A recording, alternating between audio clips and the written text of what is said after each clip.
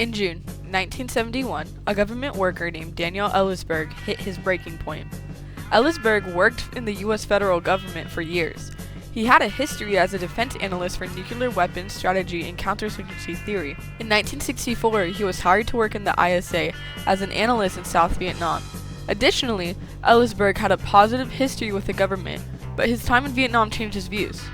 In June 1967, he returned to the U.S. to work at the Rand Corporation, but to his dismay, his doubts were confirmed. The U.S. government had been lying to the people, so after several weeks of compiling information, he leaks it to the New York Times. The compilation of information he released would become known as the Pentagon Papers. The release of the Pentagon Papers was a constitutionally upholding act because it empowered the people's rights to an honest government and the press's responsibility to expose the truth, which holds our leaders accountable. But wait, how did we get here? It's rewind time. To understand why the US government had the papers in the first place and why there's so much backlash against them, you have to go back to the 1930s, when France controlled most of Indochina. After being under French control for almost 50 years, the Vietnamese wanted to be free from European rule. The French power in the area had been weakened from fighting World War I. This opened up an opportunity for the Vietnamese to take over. This was further pushed when World War II started and the French were conquered by Germany. It was now or never for the Vietnamese to take over their country once again. At the same time as World War II was going on, the USSR was beginning to make a name for themselves.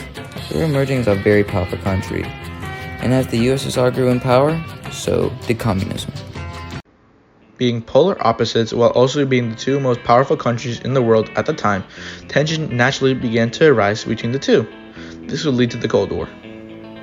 The idea of communism would enter Vietnam, and that would lead to the country being split in two. The North supported communism while the South opposed it. On November 1st, 1955, Northern Vietnam invaded Southern Vietnam. This prompted the United States to help aid the South and send troops to help, while the Soviet Union chose to help supply the North. This started the Vietnam War. As the Vietnam War progressed, Northern Vietnam was gaining more power and control over Southern Vietnam. Although the United States continued to help the South, it was unclear whether or not they were winning. The U.S. Defense Secretary Robert McNamara began to grow concerned about the war, so he considered studying all of the U.S.'s involvement in Vietnam up to that time. In June of 1967, this study began. This would be the origin of the Pentagon Papers. The Pentagon Papers was a top-secret study that very few people knew about. One of the people involved was Daniel Ellsberg. Ellsberg was one of the most involved people in the study and was a key part to finishing the Pentagon Papers. The entire Pentagon Papers took 18 months to complete and had 3,000 pages of dialogue and 4,000 pages of documents. Since Ellsberg was one of the few people who had seen the full documents, he knew that staying in the war wasn't a good call. Early on, he was an avid supporter of American involvement in the Vietnam War, but by the end, he had become appalled to what he saw and decided he needed to do something about it. You may be wondering though, what was on the papers? When reading the papers, Ellsberg discovered that every president had lied to the American people up to that point. They told the public that the United States was winning the war. But the reality was the United States was not winning the war. They were losing, very, very badly. Each president was too scared and afraid of the backlash to be the one to have lost the war, so they continued to send troops and spend billions of dollars on the war efforts. Reading this caused Ellsberg so much anger and distress that he knew he had to do something. Despite knowing all the risks he would take, he did it for the greater good. In October of 1969, Ellsberg and another colleague, Anthony Russo, secretly made copies of the documents and shared them with U.S. senators who were against the war, hoping they could help him do something about it.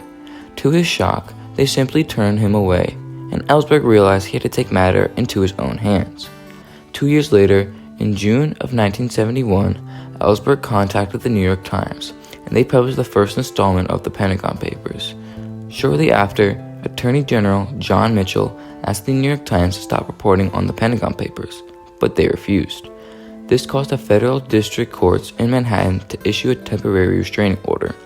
This was the first time since our country began that the federal government had attempted to stop a newspaper from publishing anything. Because of the restraining order, the New York Times could no longer report on the Pentagon Papers. But this didn't stop Ellsberg though. He decided to go to the Washington Post, where they printed the papers. But the Nixon administration quickly shut them down too. Luckily, many other stations picked up the story and continued reporting on it. With all the attention being drawn to these cases, the Washington Post and the New York Times were able to appear before the Supreme Court very quickly. On June 28, 1971, the Supreme Court ruled in favor of the Times and Post in a 6-3 vote. Despite the happy ending for the New York Times and Post, it wasn't the case for everyone else. On June 26, 1971, only 2 days before the Supreme Court ruling, Daniel Ellsberg turned himself in. Finally being able to put a face to their problems, Daniel Ellsberg was nicknamed the most dangerous man in America. Daniel Ellsberg was tried in court, but his case was thrown out because one of the members of the Nixon administration broke into a psychiatrist's office. As a result, Ellsberg was set free, but the public was outraged by what the government had done. Why was Ellsberg prosecuted for publishing the papers? After all, the First Amendment grants the freedom of the press. The government had no right to shut down the printing of the papers, but they still did anyway. What's the point of the Constitution having amendments if the government can deny or limit them whenever it wants? Daniel Ellsberg once said, "Only we, the public, can force our representatives to reserve their abdication of the war powers that the Constitution gives exclusively to the Congress." Consider the role of the press. The freedom of the press is protected in the First Amendment of our Constitution, a right that empowers journalists to hold those in power accountable. But with this freedom comes a responsibility to serve public interest, even in the face of opposition. When the government attempted to block the publication of the Pentagon Papers, citing national security concerns, the New York Times and the Washington Post stood firm. Their decision to publish was a testament to the press's role as a watchdog, ensuring that power is never wielded without public observation. Daniel Ellsberg himself explained his motivations in a 2008 interview with the Richard Nixon Presidential Library and Museum, stating, "Well, it was crucial. One of the crucial elements in my decision to do that was the understanding of where Nixon was in his Vietnam policy. This underscores the vital role of public awareness in holding the government accountable." In response to the Pentagon Papers publication, President Richard Nixon famously remarked, "Because people have got to know whether or not their president's a crook. Well, I'm not a crook." Although this quote was not directly tied to the Pentagon Papers, it reflected the growing distrust in government, fueled by the revelations of deception and misconduct. By publishing the Pentagon Papers, the press fulfilled its duty to inform the public, defending the very freedoms that sustain our democracy. The Pentagon Papers empowered Americans by revealing the truth about a war that had lost countless lives and divided the nation. This knowledge sparked public debate, fueled protest, and ultimately pressured the government to change its course. By unveiling the truth, the publication of the Pentagon Papers reminded us that the power ultimately rests with the people, and we must wield it wisely. Now, some may argue that leaking classified information sets a dangerous precedent and jeopardizes national security, but let me be clear.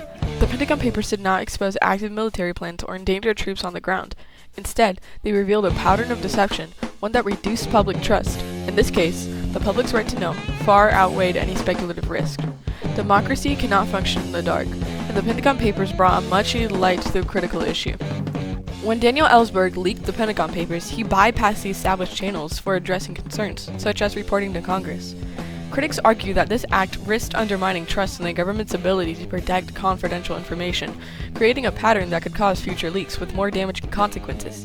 Yet, while this critique is valid, we must ask why Ellsberg felt compelled to act as he did. His decision was a direct response to the government's failure to fulfill its responsibilities. When those in power betray the public's trust, it falls on individuals and institutions to restore accountability, even if it means challenging norms or taking extraordinary risk. The publication of the Pentagon Papers was more than a response to government misconduct. It was a reminder of what democracy demands from all of us: vigilance, courage, and an unwavering commitment to truth. If the president can really keep secret indefinitely, and at his own decision, essentially without appeal, this sort of information, both from Congress and the public, he really escapes from all accountability, and it's hard to say that our foreign policy is in any way democratic.